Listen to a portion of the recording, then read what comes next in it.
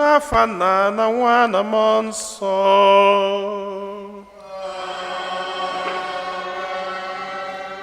Ka ngọzi nke Onyenwe anyị Jesu Kristi na ịhụnanya nke Chukwu Nna na ịdịkọ n'otu nke Mmụọ Nsọ na-enye dịrị unu niile.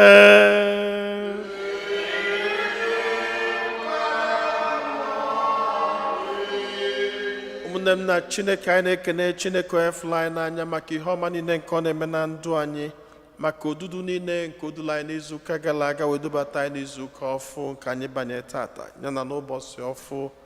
Ka anyị na-ekene Chineke maka ihe ọma ndị a niile, ka anyị na-ewele onwe anyị na-ewele ezinụlọ anyị, atụmatụ anyị niile dị mma na-erunye n'aka Chineke, na-ayọ ka izuụka ọfụ n'ụwa maala anyị mma. Anyị na-echetakwazi ụmụnne anyị ndị ka nọ n'ụzọ ije, na-ayọ ka Chineke onye fụrụ anyị n'anya nwee ike dunatakwa onye ọbụla n'udo na ọṅụ. Anyị na-erinyekwazi masị n'ụwa maka ezinụlọ Chibụzọ Nweke, ndị na-ekene Chineke, na-ayọkwazi nchekwaba n'odudu ya. Anyị na-erinyekwazi ya maka ezinụlọ Tobias na Basiliana, ndị na-ayọkwazi ihe ha bụ n'obi maka ezinụlọ ha. Anyị na-erinyekwazi ya maka ezinụlọ Ọsọ Ndụ na Ugwu, ndị na-ekene Chineke maka ihe ọma niile nke o mere n'ezinụlọ ha. Ụmụnna, ka anyị kwado onwe anyị nke ọma maka nnukwu mme nke Yukaristia n'ụwa site n'ikwupụta njọ anyị.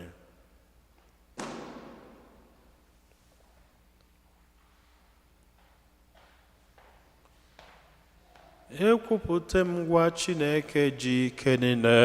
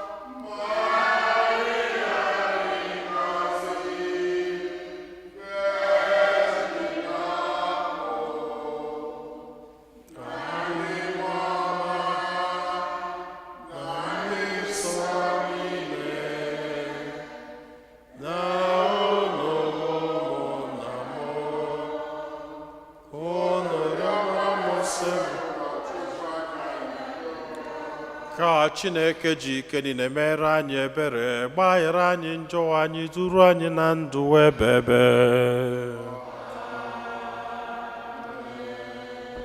Otito dịrị Chineke n'enu kasị enu.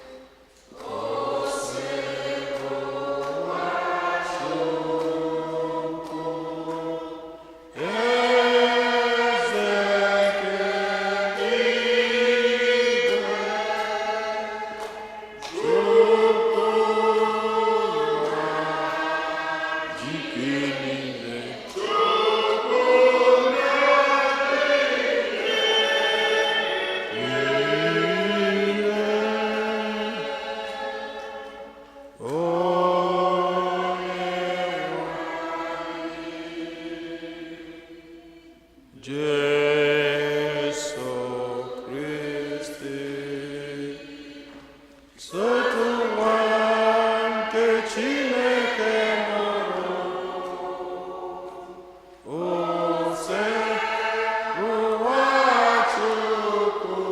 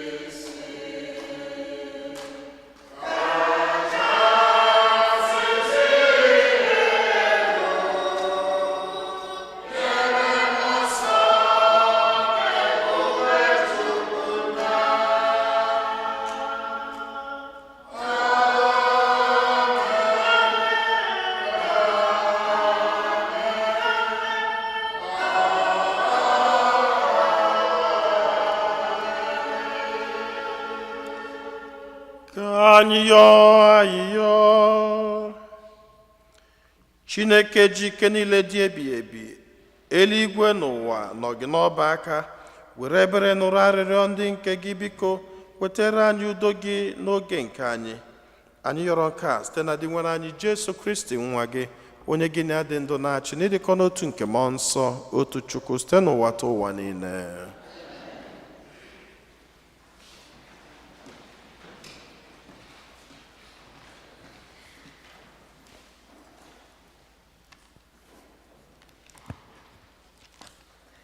Ihe ọgụgụ ewetara n'akwụkwọ onye amụma Aịzaya. N'ihi Zayọn, agaghị m edewe ọnụ m duu.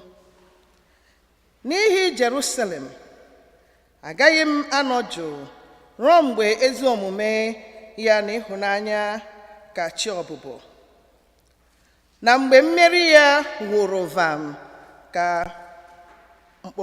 ka mpi ọkụ. Mba dị iche iche ga-ahụ na Jerusalem emeriela. Ndị eze niile ahụkwa ebube gị. A ga-agụ gị aha ọhụrụ nke Onyenwe anyị ga-eji ọnụ ya akpọ. A ga-aghọ okpueze gị dị ebube n'aka nke Onyenwe anyị. Ị ga-abụkwa okpueze mara oke mma n'ọbụ aka Chineke gị. Agaghịkwa akpọ gị nwanyị di ya gbaketara azụ ọzọ. Agaghịkwa akpọ gị ala tọgbọrọ n'efu ọzọ, kama ihe a ga-akpọ gị bụ obi di ya. A ga-akpọ ala gị nwanyị ya na di ya ji nwanyị ya na di ji obi ụtọ biri, n'ihi na ihe gị masịrị Onyenwe anyị. O meela ka ala gị bụrụ ala alụrụ alụ ka nwunye, dịka nwa okorobịa si alụrụ nwa agbọghọbịa na-amaghị nwoke. Etu ahụkwa ka onye ahụ na-ewelite gị elu ga-esi na-alụ gị ka nwunye, dịka nwoke na-alụ nwanyị ọhụrụ si aṅụrị ọṅụ na nwunye ya. Etu ahụkwa ka Chineke gị ga-esi aṅụrị na gị. Okwu conserve one.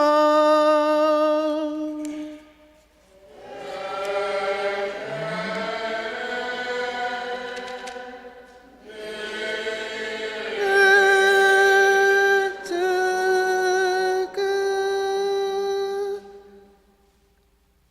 kwupụtanụ ọrụ ịtụnanya nke dị nwenụ n'etiti mba niile.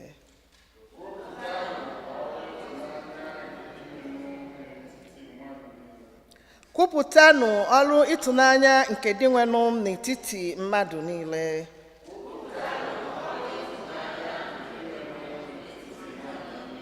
Kwerenụ dị nwenụ ukwe ọhụrụ mba niile. Kwerenụ dị nwenụ ukwe. Kwerenụ ya ukwe, gọzienụ aha ya.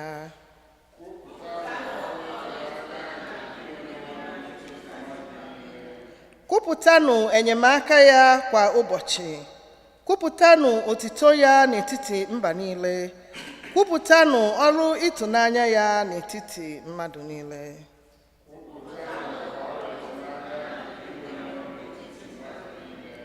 Ezinụlọ mmadụ niile, nyenụ dị nwenụ otito na ike, nyenụ ya otito dịrị aha ya.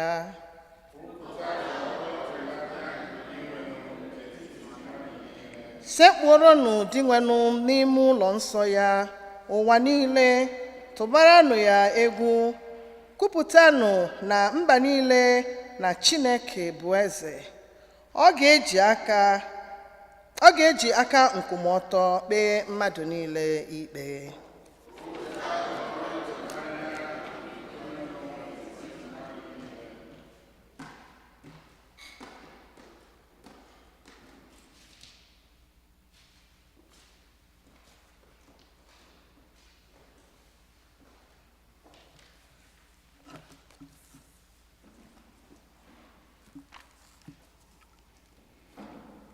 Ihe ọgụgụ wetara n'akwụkwọ ozi mbụ Pọl dị asọ degara ndị Kọrint.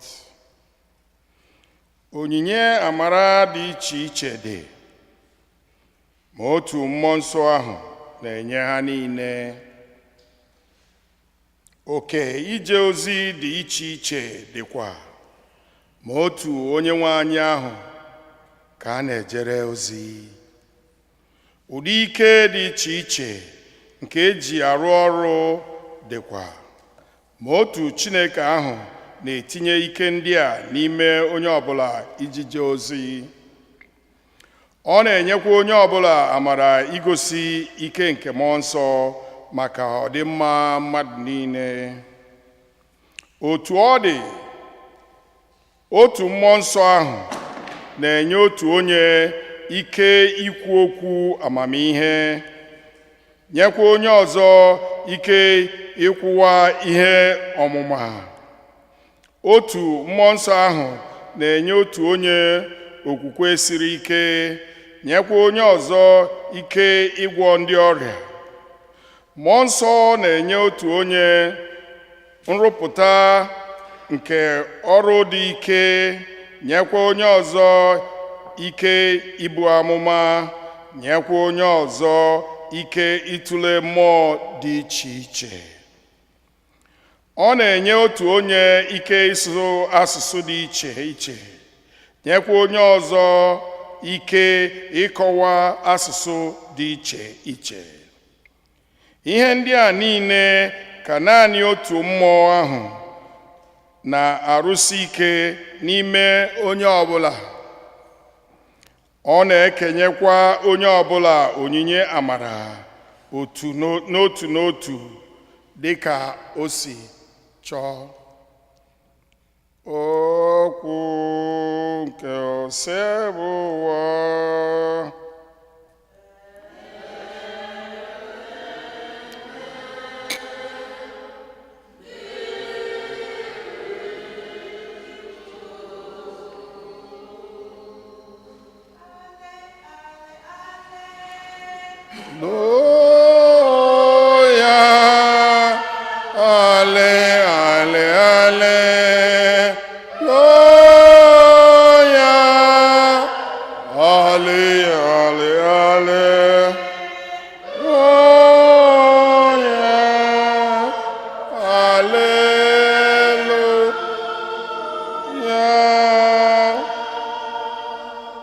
Onyenwe anyị, okwu gị bụ mmụọ, ha bụ ndụ.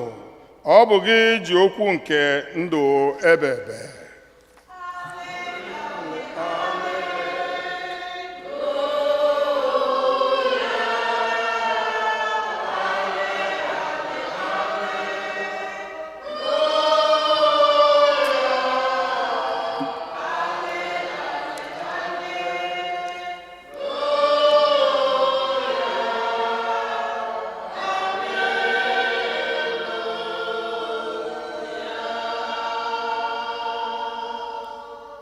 onye nwe anyị nọnyelu nọ.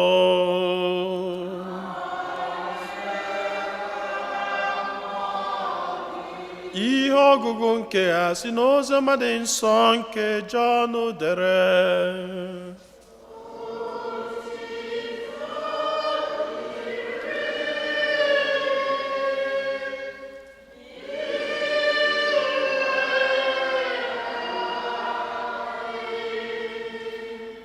N'ụbọchị nke atọ esiri oriri ọlụ di na nwunye na Kena nke Galili. Nne Jesu n'ebe ahụ a kpọkwara Jesu na ụmụazụ ya oriri ọlụ di na nwunye ahụ. Mgbe mmanya gwụsịrị, nne Jesu sịrị ya, ha enweghịkwa mmanya. Jesu wee sị ya, nwanyị, olee ụzọ nke a si gbasa mụ na gị? Oge m erubeghị. Nne ya sị ndị na-eje ozi, menụ ihe ọbụla ọ sị unu mee. Dịka omenala ịsa ụkwụ na aka nke ndị Juu si chọọ, ite mmiri nkume 6 dọrọ ebe ahụ. Nke ọbụla n'ime ha na-eri ihe dịka ọgụ udu mmiri ma ọ bụ ọgụ udu mmiri na 10. Jesu wee gwa ndị na-eje ozi sị, gbajuenu ite mmiri ndị a mmiri. Ha wee gbajupụta ha n'ọnụ. Jesu wee sị ha, ngwa gbapụtanụ ihe nta bugara onye isi oriri. Ha wee bugara ya. Onye isi oriri wee detụ mmiri ahụ e mere ka ọ bụrụ mmanya ọnụ. Ọ maghị ebe o si pụta, ma ndị na-eje ozi ndị gbapụtara mmiri ahụ mara ebe o si. O wee kpọọ nwoke ahụ na-alụ nwaanyị sị ya, onye ọbụla na-ele ọbịa na-ebu ụzọ bupụta mmanya dị ụtọ. Mgbe ndị mmadụ ṅụjuru afọ, o wepụta nke na-adịchaghị mma, ma gị onwe gị hapụrụ iweta mmanya dị ụtọ ruo ugbu a. Ọ bụ na Kena nke Galili ka Jesu rụrụ ihe ịrịba ama nke mbụ n'ime ọrụ ebube ya niile. O wee si otu a gosi ebube ya. Ụmụazụ ya wee kwere na ya. Mgbe nke a gasịrị, Jesu gbadara na Kapenọm, ya na nne ya na ndị ikwu na ibe ya na ndị ụmụazụ ya. Ha wee nọ ebe ahụ ụbọchị ole ma ole. Oziọma nke osebruwa.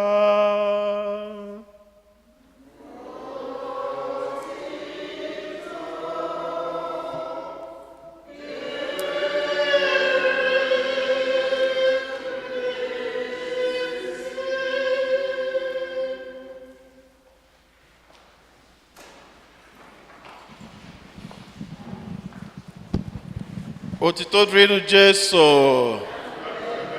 onye jisi ike, onye gbakọta ya alụ. Maka ndị niile mafubero disie,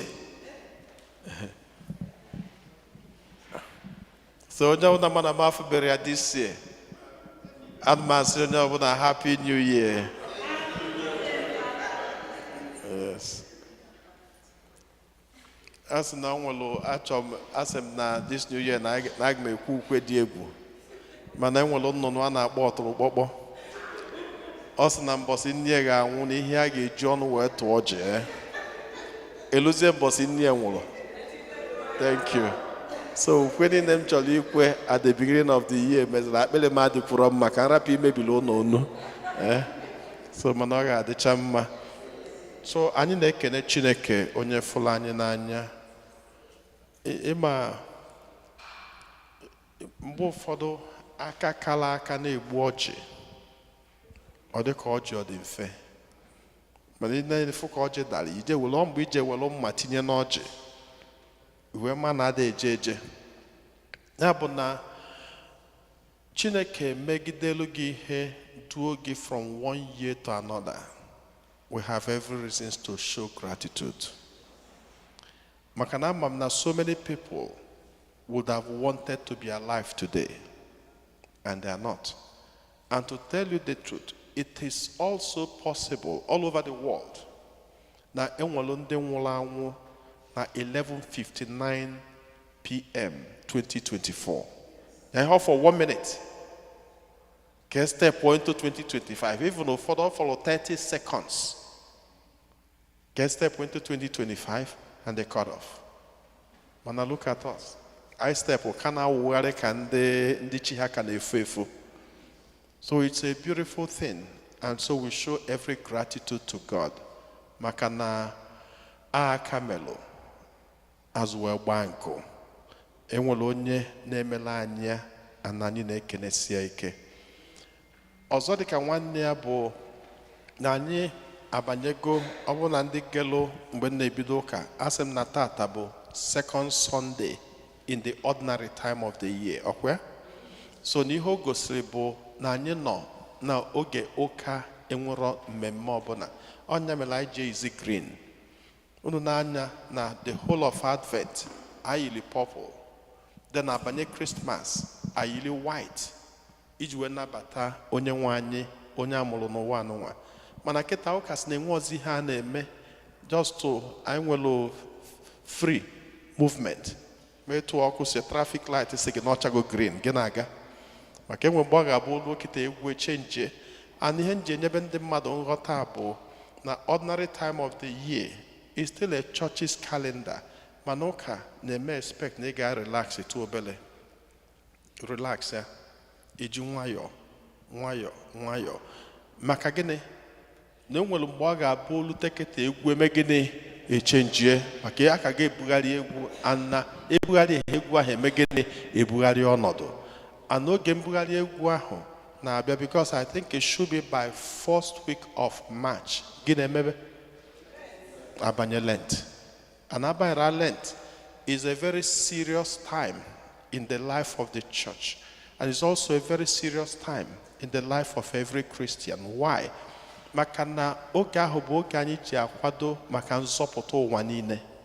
And ebe ọ bụ n'oge anyị ji akwado maka nzọpụta ụwa niile, oge anyị nwa jikwa ekpe ekpele n'ụzọ pụrụ iche ka mmadụ wee dọtuo ike Chineke n'isi gị, dọtuo ike Chineke n'ezinụlọ gị. Oge a ka anyị jikwa ebu ọnụ ma ọpịpịa. Onweghị ụdị ihe ndị mmadụ adị emefọ. Ụfọdụ ga-asị ọkwa efu moto na ya ma anyazi moto from this point to this point, and if you oju ụkwụ na-esue hit ya na-esu ọ na-emie. Ihe a niile bụ ụzọ mmadụ ji atọ onwe ya afụfụ maka ifi Chineke. Ya bụ n'oge Lent ka nke ahụ na-abanye. Ya bụ ọnya ka ụka ji asị ka anyị jiri nwayọọ kịta wee nwee ike na-akwado na-eke ajị n'ume maka olura Lent. Anyị abanye airborne. Anyị abara airborne, onye ọbụla eme gịnị abanye n'ime plane ahụ, anyị na-eje welute to the point of salvation. Abịazịa n'ihe anyị nwere tata. N'ọmalịcha ihe ọgụgụ agụgasịla anyị, enwetara ihe ọgụ nke mbụ n'akwụkwọ nke Aịzaya. Ndị ka amalụ Bible si na Aịzaya na-enwere 3 phases of Aịzaya. First Aịzaya, second Aịzaya, and third Aịzaya. So ihe ọgụgụ anyị gụrụ tata bụ nke enwetara na the third Aịzaya. And na ọ bụ na ị ga-elie ntị ọfụma, ihe anọdụ ka ebe Chineke na-edela ụmụ ya love letter. Amarọ m ndị gụrụ ntị ihe ahụ ọfụma, ma mụ na-egecha words ya ọfụma. Aka m asị onye gụrụ ihe ahụ, ya ka agụgharị ya nke abụọ, maka words ahụ dị very very powerful. Words ahụ dị ka ebe Chineke na onwe na-ede love letter, na-edelu Zion, na-edelu Jerusalem, na-edelu ụmụ ya iji wee gosi ha etu ya si efu ha n'anya n'ụzọ pụrụ iche. And kedu ihe ọ na-eme? At this point, ndị ejiga afụfụ wee kwee ekpele na afụfụ ha takataga afụ takatazi afụ takata afụ maka na ha nupụrụ Chineke isi. Then they reconciled with God. In the reconciliation with God, Chineke wee si n'ụbọchị tata welukwe ha nkwa We say ha na ma agbanwezi ọnọdụ unu. I will never keep silent to your problem. And when I go ihe ọgụgụ a, ofu ihe bata m n'uche bụ iji wee kọwakwado ihe bụ Bible. Akwụkwọ nsọ nụnwa, Bible unu fly na-ebugharị. Bible abụrụ sọsọ ihe eji agụ ka amalụ obi Chineke, na ka amalụ etu Chineke chọrọ. Mago amalụ 10 commandments, amalụ nke a kwuo ye for problems. Yes, ọ malụ mma ihe ndị a niile ka eji ama Bible, because Bible bụ an encyclopedia for a Christian. Na onwe ihe ọ bụla ị chọrọ ịmalụ ka onye ụka, ọ dị na Bible. Mana apart from that, Bible ejikwazi eme gịnị? Ekpe ekpele. Bible is a book of prayer. Nnukwu prayer. Now, kedu etu esi eji Bible ekpe ekpele? Echeta amara m ekwu ụgwọ kwa, if I may have said it sometime.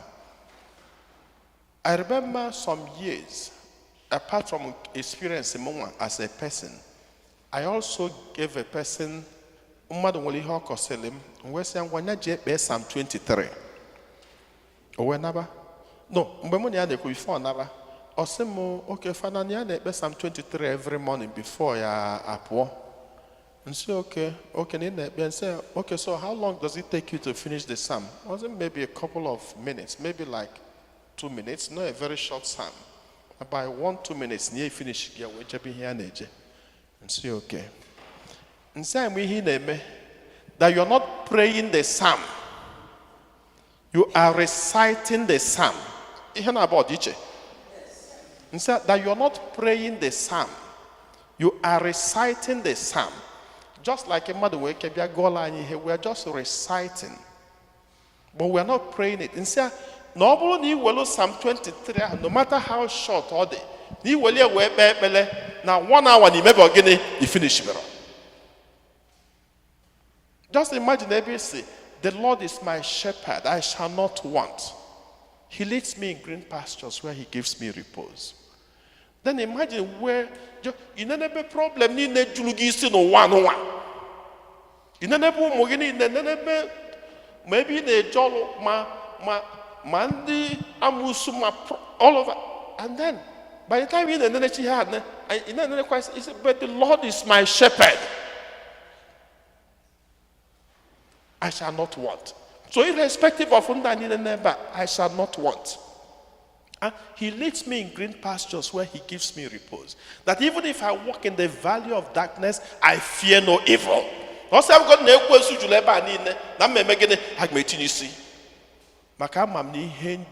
the Bible said, he who is in you is greater.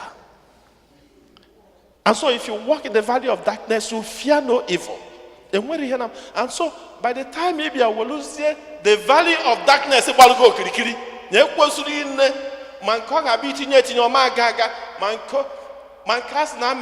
By the time you will tell I will not fear you. And then to accord the crowd concern. Now you're going to Kembo no Waigol. Oboni Ibia will etinye no wege or say, because of you, I will not be silent. That God will never be silent in my plight. Or say that your land will never be desolate. That I will be with you like a husband who is seeking the face of the wife. Then imagine yourself, God be with you in that form. And he used way to pray. I'm telling you, you will pray your way out. You pray your way out. And so Bible is also a huge tool for prayer. And you meditate on those words. Ebele is a relationship. It's not just something you say. You nourish, you build a relationship with God through prayer, because there is power in the word. And there is power in your tongue. And that's why he's in here, be convinced in every word that is coming out of your mouth. I am telling you, you will break every bond. Then I been in Hogugun Cable. egosi anyị onyinye nke mmụọ nsọ na-enye. Etu anyị niile dị iche iche, etu aka onyinye Chukwu na-enye anyị si wee dịkwazị iche iche. Iwelu before, mgbe obodo nwere ka ọ dị, na-abụ onye bata Amerịka, o wee na paspọtụ ya, nwanne nwoke eme gịnị? Ewere bata. Why? Because na ihu anyị na-confuse ndị ọcha. Ndị ojii niile na-eme gịnị? Na-eyi onwe ha n'anya ha. Kedu ihe ndị ọcha mere? Ha wee sị oke, onye lụ ya welu mkpịsị aka ya, ịlụzie gị bịa mee gịnị? Bịa ka ibinyechazie onye ọzọ bịa ka o binye gị na-eme ọnya amụ ya. Maka na mkpịsị aka anụnwa, ihe ọsọ etu anyị niile nọ, mkpịsị aka anyị niile can never be the same. Etu aka ọ dịkwazi ebe a na-amụ ụmụ. Ofu onye nwere ike mụọ ụmụ 6. Ụmụaka ahụ niile azụọ ha na the same roof, duje ha skuul n'ofu skuul, na-emelụ ha ihe etu esi ebeli ibie. N'ime ihe na ụmụaka 6 ahụ, ofu nwere ike bụrụ ekperima dị egwu ya, idobe na ịmara etu egbe si ebu ọkụkọ, na ozugbo ị na-edobe kpam na-enefu anya vam. N'ime ụmụaka ahụ kwa, ofu nwere ike bụrụ ya Dundee, ọnọdụ unu a na-adagodo ada, ọ na-ene unu. Ofu nwere ike bụrụ prayer warrior, nke a bekatazi ekpele bekata ekpele. Ị na-asịzi onye a na-ekpe ekpele etu a na nke a na-ezu ohi, ọ bụkwa ofu nne mụrụ ha na-abụ. And it shows you how different humans could be from ofu nne, from ofu roof, from ofu training. Yet they turned out different. And etu aka Chineke si kọwala anyị na onyinye ọ na-enye anyị dị n'ụdị etu ị nọ. You have your own gift, and your gift is not mine. Can you know as an instance? Ọ bụrụ na ị na-akọrọ m ihe kịta, enwere m ike ige gị ntị for 1 hour. I won't talk. Mana enwe onye ọ ga-abụ ịchọọ ịkọrọ ihe, ozugbo ị na-asị ya, ị mana isi nọ na-awa m before na-aghọta ihe na-eme nọ dịka o mebe m n'afọ. Ikwuchabekwa ihe na-ekwu, ọsị gị na o mere ya nwanne nya. And before ịghọta ihe na-eme nọ, nke nwe ekwubekwu ịka kpuo okwu n'ọnụ maka ịka na-achọ ịkọwa etu o si banye n'okwu. Nya nwa kọbazialụ gị nke mere mee grandmother ya, mee great grandmother ya, na-etu aka o si eme ndị village ha niile, ịka akwụkwọ ofu ebe ka na-echie o finishizie iwe kọbazie ihe na-akọ wee gwe nọ ka o wee nyezie gị ọgwụ n'ọnya ka ị na-akọwa na ọ bụrụ etu o si eme grandmother ya bụ your problem. Why? Because no nwere gift of gịnị? Listening. And ime etiwie because na o nwere onyinye ahụ. So onye ọbụla nwere onyinye nke anọ onyinye ahụ ka onye ọbụla, just like etu anyị nọ. Onyinye niile Chineke nyere onye, o buru ya bata, and ihe o ji ebu ya bata bụ maka ọdịmma onye ọbụla. For the good of everybody. And even okwu a na-ekwube, even onye na-eme even n'obodo oyibo anyị nọ, enwere ike bụ ụfọdụ akpọkọta anyị na Nigeria, ọ na-achọ ilugbu gị n'afọ, ọ na-alụkwu m. But ofu ihe na-adabatakwa m n'isi bụ ụfọdụ bụ nnọkọta asị m, ọ bụkwa nna m abịara Amerịka, ọkwa etu aka m aka esi na-akpọ. Probably ọ bụ na Chineke emere ọlụ m ebele. And then mgbe ụfọdụ asịkwa m na ọ bụrụ ọkwụrụ maka na mbụ fada ka m ji bata nwụọ, maka na enwekwa ndị fada jele embassy eme gịnị? Enyere ha visa. And so now God who opened the door for a privilege, for a reason. And so whatever good thing you can do, no matter how small, continue to do it. Because it's a huge privilege from God to be where we are and who we are. Abịa n'oziọma, egosi anyị the beauty and the power of Virgin Mary.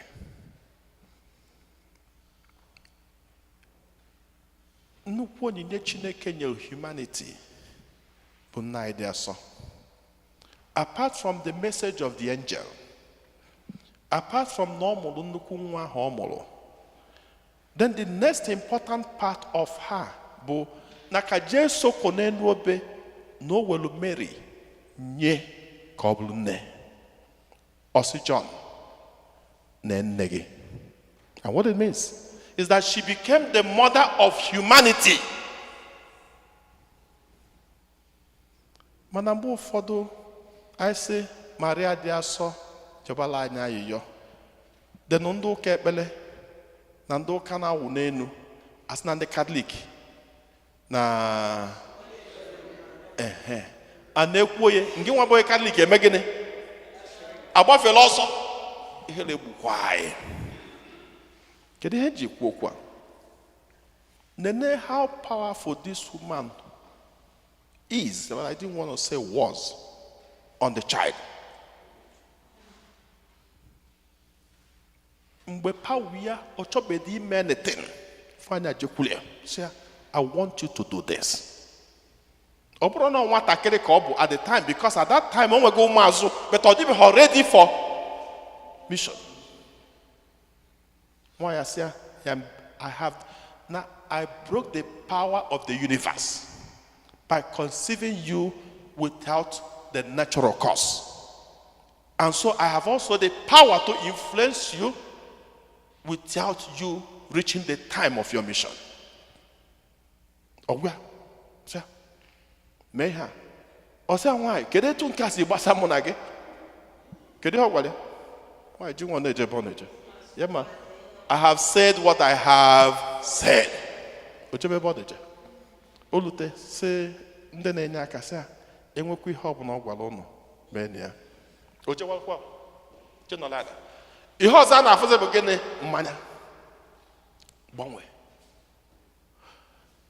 Now, such a powerful woman ka ọ ga-abụ imepe ọnụ gị sị yọbala anya ayịyọ agbọ gị ụja ịgbafela ọsọ. Gịnị na-achụ gị? Gịnị na-achụ gị? Na onye ahụ na-agbọ gị ụja ofu pastọ ọnụọ nwanyị mụ ụmụ 7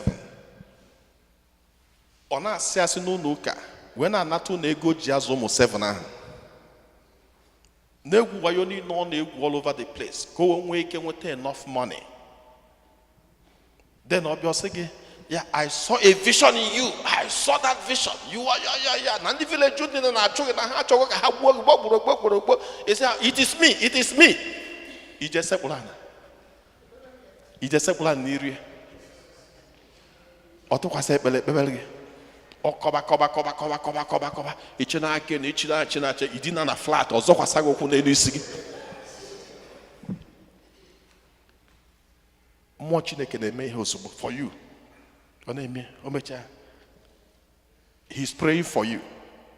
Mana your problem bụ na asị Maria dị asọ ya megide yọbala ya ayịyọ, it becomes a problem. And onye nke akpebelu gị and it's not a problem. Onye nke yọbalụ gị ayịyọ is not a problem. Ọ bụrụ Pastor Ebuka sị na erighị okwu ndị Katọlik na erighị anyị eri. Elila ya eri. Mmadụ onye nwere chaplet na moto ha.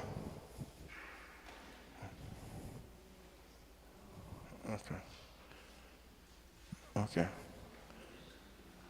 Now, rosary is a sacramental. Ọ bụ dị ikonye na ị na-agba n'ụzọ fu moto rosary dị gịnị ka ọ na-eme gị n'isi? Na onye abụ onye nke anyị. And so, moto ahụ itinyelie is a means of evangelization.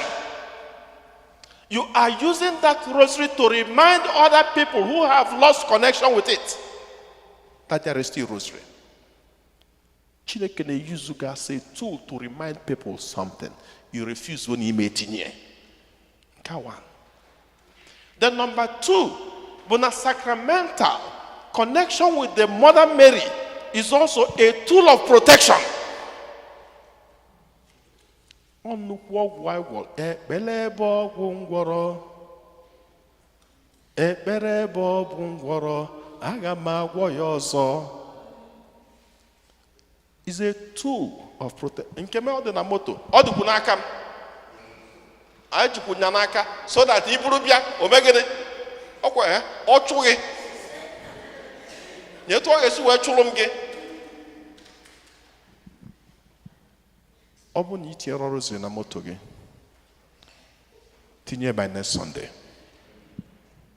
Jee gote rosary ka i weta ma gọzile gị. Onwe fada ọbụla efo ya gọzielu gị, tinye rosary na moto gị.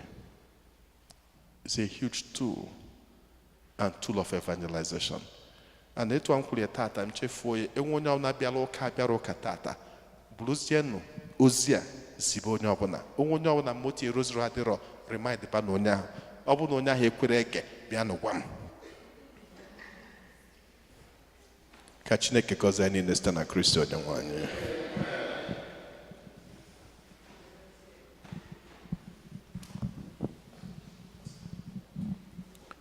Ekwe n'otu Chineke.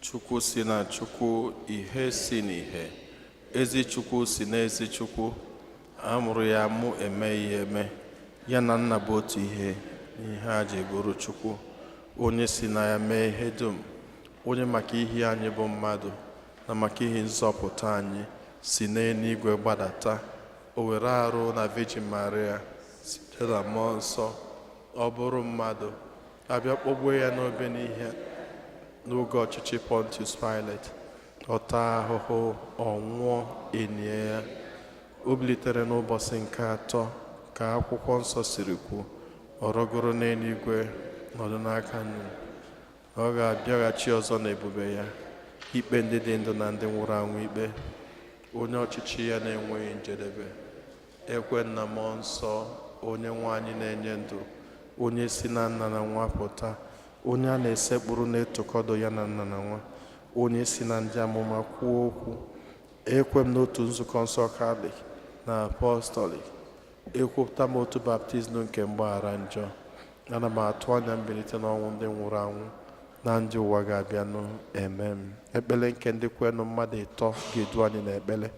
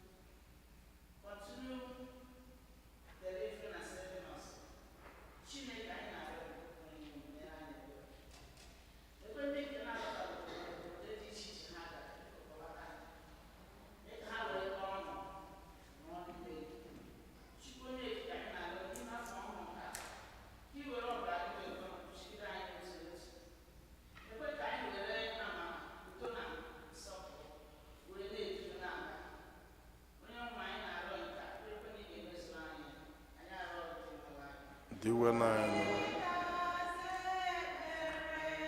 Chukwu dị m onye na-asa ekpere, Chukwu dị m.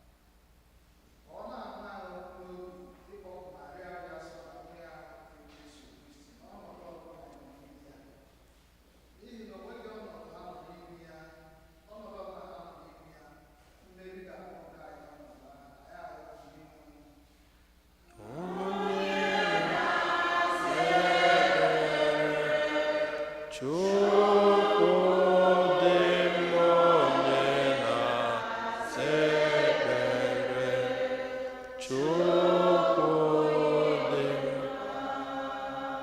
ka natazie isi a nara onye Chineke bụ n'obi ndị ọzọ.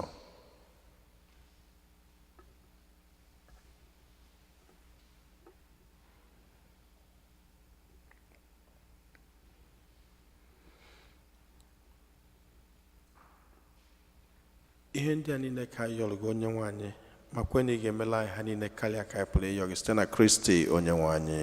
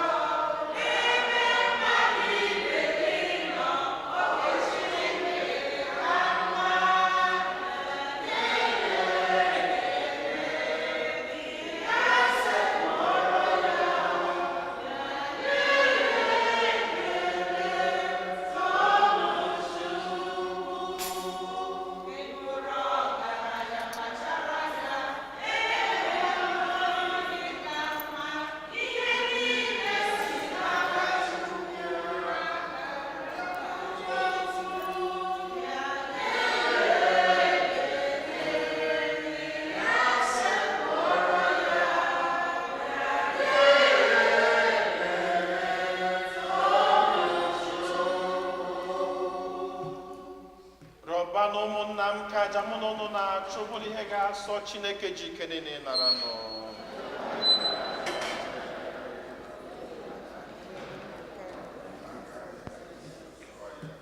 Onye nwe anyị biko mee ka anyị na-eme ihe omimi nke a mgbe niile n'ụzọ kwesịrị ekwesị, maka na mgbe ọbụla anyị na-eme emume ncheta aja nke a, ị na-eme ka ọrụ nzọpụta anyị na-aga n'ihu.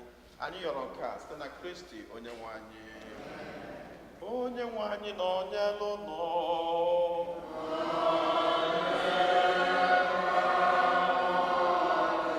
Welite n'obi enu.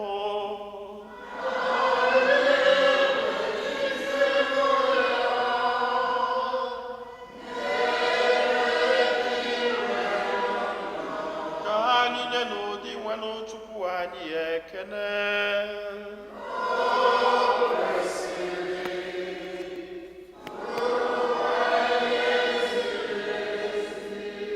Kwesịrị ezi bụrụkwa ihe ziri ezi na-azọ ndụ na anyị ga-enye gị ekele oge niile na ebe niile. O nna dị nsọ, Chineke ji ike niile dị ụwa tụwa site na Kristi dị nwe n'anyị, onye jiri ihe ebere o nwere maka mmehie mmadụ kwere ka a mụọ ya na Virgin Maria, ọ gbapụtara anyị n'ọnwụ ebebe site n'ọnwụ ọ nwụrụ n'elu obe, ya si na mbilite n'ọnwụ ya nye anyị ndụ ebebe. N'ihi nke a anyị na-eso igwe ndị mama niile nke eluigwe na-eto ebube gị oge niile n'ukwe na ekwe.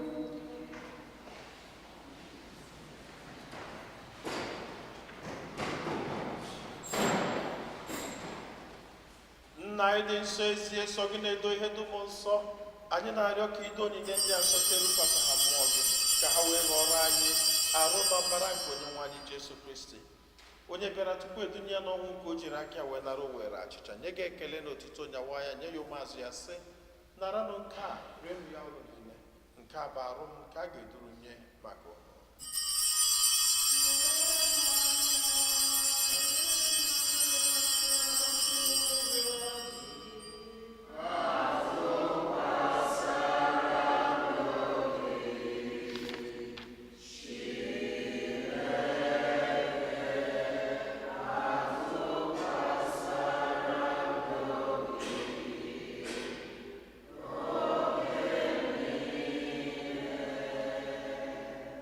Otu akwa ka o si mee mgbe ha richara nri anyasị, o buru iko mmanya nyekwa gị ekele na otuto bunye ya ụmụazụ ya sị, naranụ nke a ṅụọnụ ya ụnụ niile, nke a bụ iko nke ọbara m, nke ọgbụgba ndụ ọhụrụ dị ebebe, a ga-agba ya n'ihi nna n'ihi mmadụ niile ka e were gbaghara njọ, na-emenụ nke a na ncheta nke m.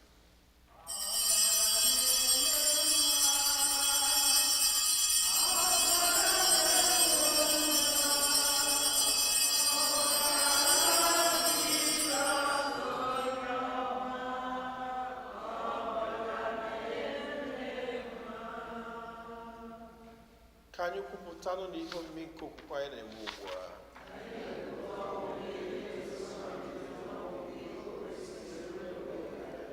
Nna, na ncheta nke ọnwụ na mbilite n'ọnwụ nke nwa gị, anyị ebunye gị achịcha nke ndụ na iko nke nzọpụta. Anyị na-ekele gị n'ihi na ikwere ka anyị dị mma ịkwụrụ n'ihu gị na-efe gị. Anyị ji ume na-arịọ ka anyị bụ ndị na-anata arụ n'ọbara nke Kristi bụrụ otu site na njikọ nke mmụọ nsọ. Nna, cheta nzukọ gị gazuru ụwa niile, menụ ka ịhụnanya gị jupụta ya. Gọzie Pope anyị bụ Francis na Bishọp anyị bụ Robert na ndị ofe ọlta gị niile. Chetakwa ụmụnna anyị ndị ji okwewe gaa n'ezumike nke ọnwụ, kpọbata ha na ndị ọzọ niile nwụrụ anwụ n'ihe nke ebube gị. Biko mere anyị niile ebere, ka anyị soro Virgin Maria dị ngọzi nne nke Chukwu na ndị apọstụl na ndị nsọ gị niile ndị mere uche gị na wee keta ndụ ebebe, ka anyị sorokwanụ ha na-eto gị na-edo gị ebube site na Jesu Kristi nwa gị.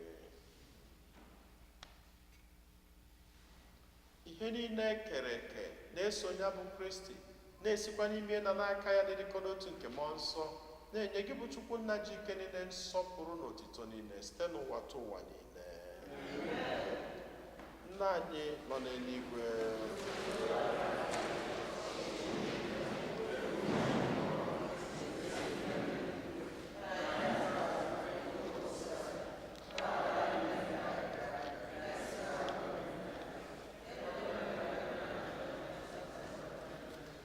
zọpụta anyị na-arịọ gị ose n'ụwa na ajọ ihe niile, were ebere nye udo n'oge nke anyị, site n'inye aka ebere gị ka zọpụta anyị niile na njọ oge niile, anyị were gbanahụ nsogbu niile, were nchekwube dị nsọ na-atụ anya maka mbịaghachi nke onye nzọpụta anyị Jesu Kristi.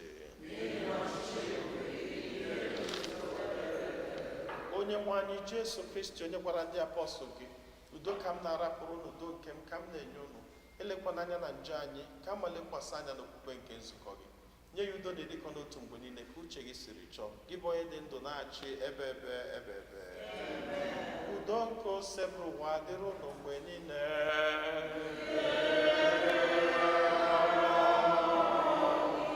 Nyerịta n'onwe unu wee kele nke udo.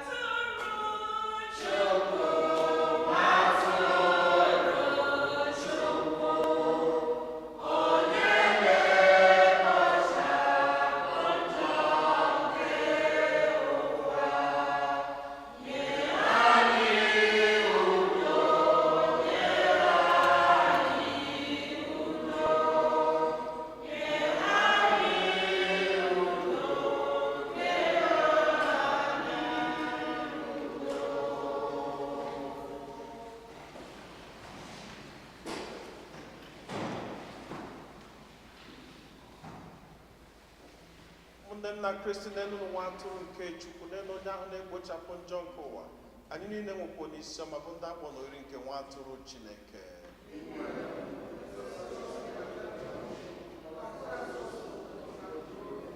Ka arụ n'ọbara Kristi chekwaba anyị niile wee rue na ndụ ebebe.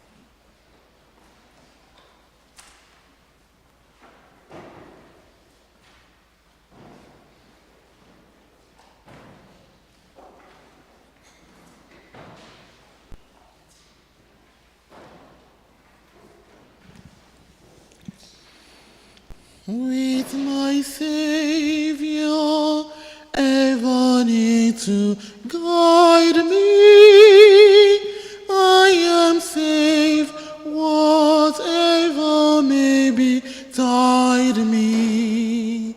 From the storm and tempest he will hide me in the hollow of his hand.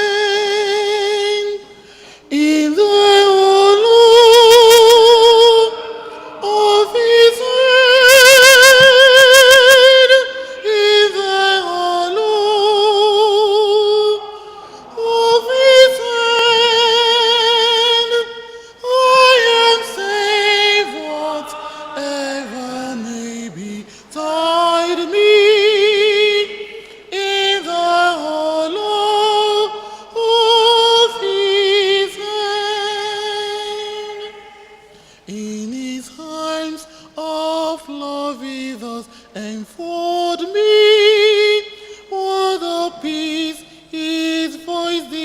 sin hath told me. I am safe, for God himself does hold me in thy hollow of his hand. In thy hollow of his hand. In thy hollow of his hand. I am safe, whatever may betide me. In the hollow of his hand. In the hollow of his hand. In the hollow of his hand. I am safe, whatever may betide me. In the hollow of his hand.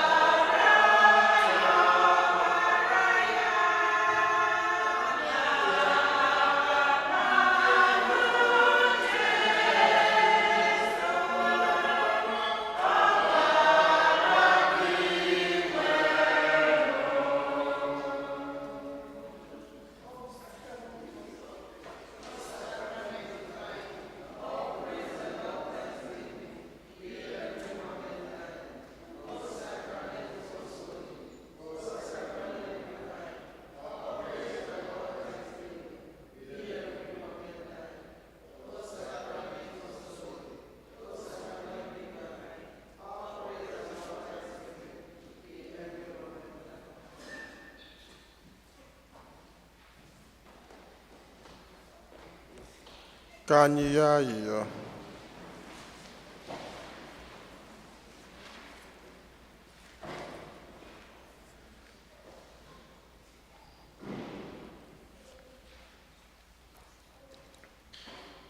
Onyenwe anyị biko hụnye mmụọ nke ịhụnanya gị n'ime anyị ka anyị bụ ndị ji otu achịcha nke eluigwe wee nyejuo afọ nwee otu obi site n'ịhụnanya gị.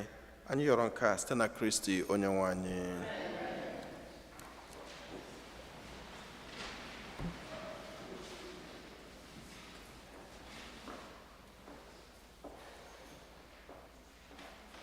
Otodri Yeso, second collection.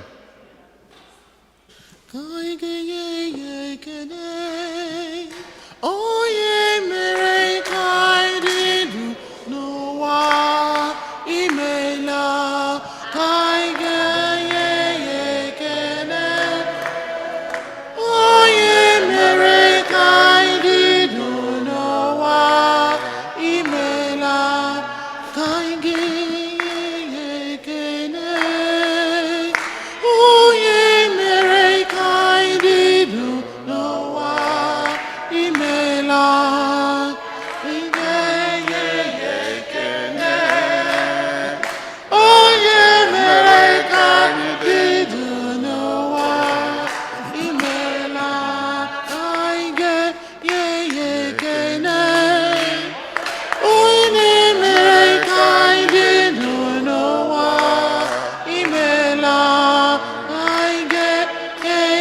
ekele onye mere ka dị ndụ n'ụwa imela.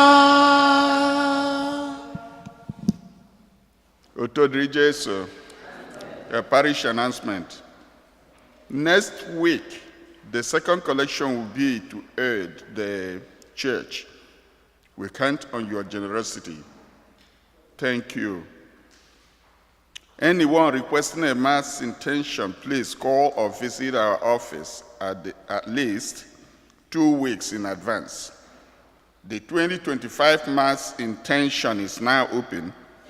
You may book a mass intention by coming to the office, by phone, or by email.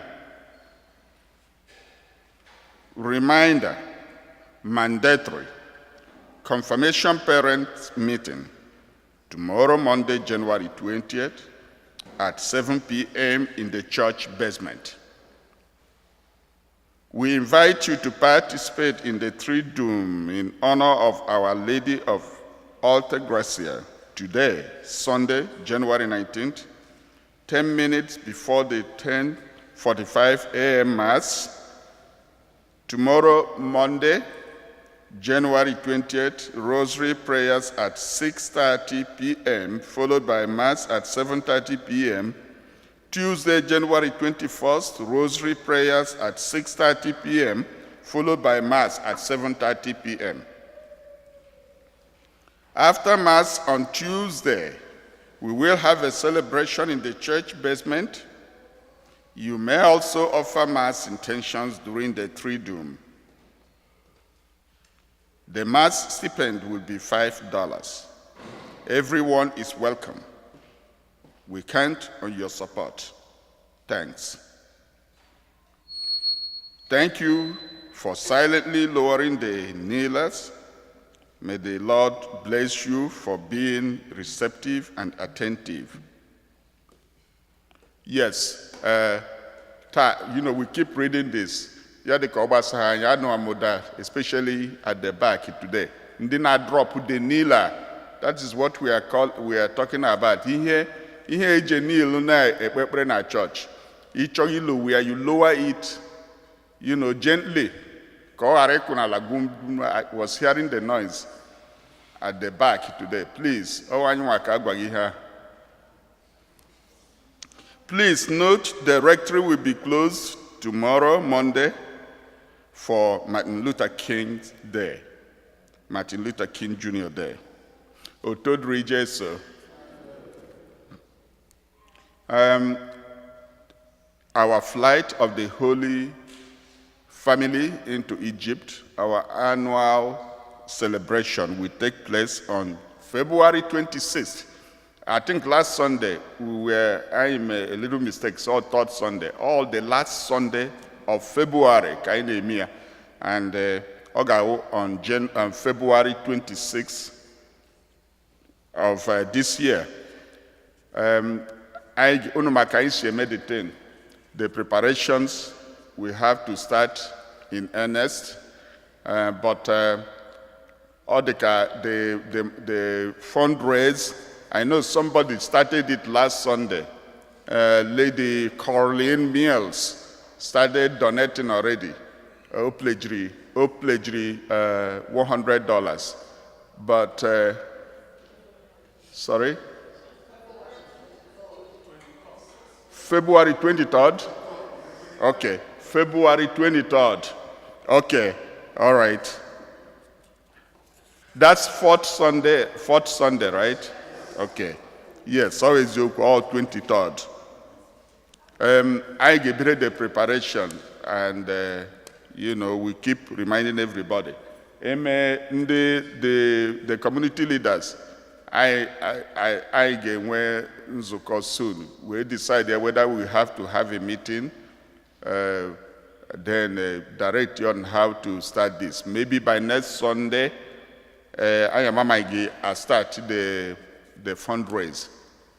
Otodri Jesu. Sister Mary Margaret, on a remind us when we luncheon, let me pull it up, please.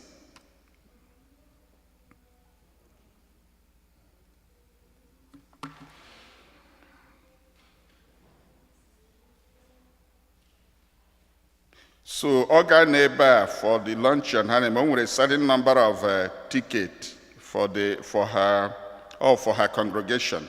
So see again about next Sunday. That ticket goes $75, and Oga like it for people to support her. When her the usual rifle ticket. Us we're here for this year. We're here for this year, but talking with that ticket, she has Oga in May in Chicago, May 17th, and she's asking the community to help support her. Each of the tickets somewhere go $75 per person for the 25-year anniversary of their development office. Otodrijesu. And when they tell your birthday this week, we just rogo. Any birthday celebrants? How about anniversaries? Any anniversaries? Any new worshippers? And when they tell is Hannah worship with us. Okay. So Biko, can I continue to welcome the travel, the Lotrano? We continue to thank and praise God for Johnny Macy's. So I'm when the Lotra home Okibe here today, which means Nage Oji DJ today. Na parking lot. I hope I'm sunshine here. Sunshine abatakwala. And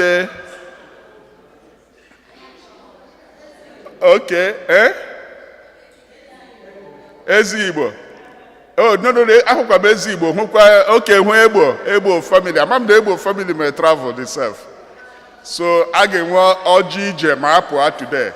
Otodri Jesu. Samwako. Oh my God. Samwako no here. Yella lady Dr. Mrs. Wako. So many other people. What it means that they didn't tell me. But I'm imposing it that we must have Ojije. Onyene hanyi. Father Cosmos now within. Really? Father, I get your Ojije to next Sunday. Anyway, we thank God. We thank the Almighty God for Johnny Macy's. Otodri Jesu. Because and when there's so many of us who just returned this week, so I get Kelechuku. Remember, we continue to pray for those who are still on their way back. Otodri Jesu.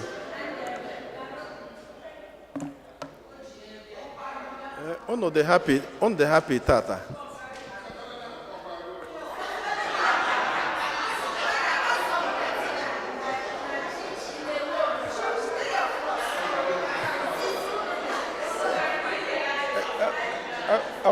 Ọkwa ndị na-ese foto ebe a ndị na-ehu the church.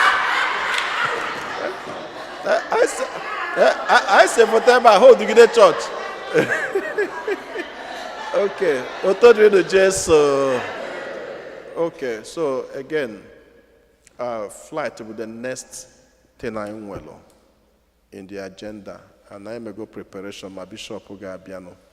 So, kai sit up, kai meya, it will go.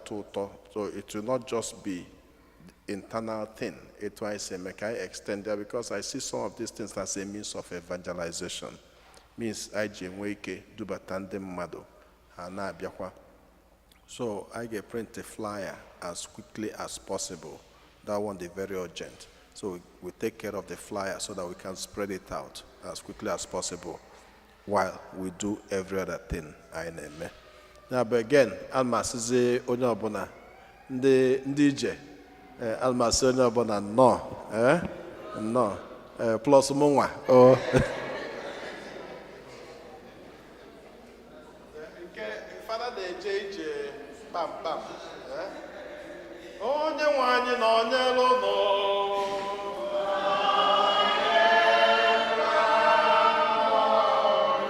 ka Chukwu ji ike niile gọzie unu nna na nwa na mmụọ nsọ